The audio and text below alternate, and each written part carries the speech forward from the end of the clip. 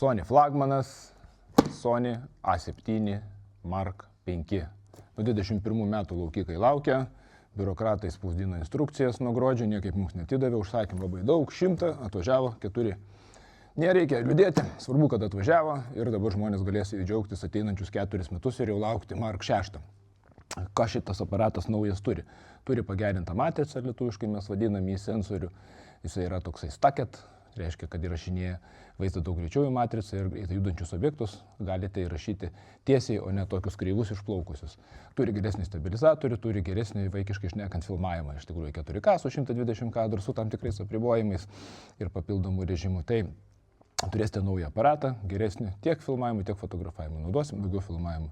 Taip kad neliūdėkit, čiupkit, griebkit, nes flagmanų išėjo nemažai praeitais metais ir ateinantis 4 metai nebebus tokių didelių pasikeitimų.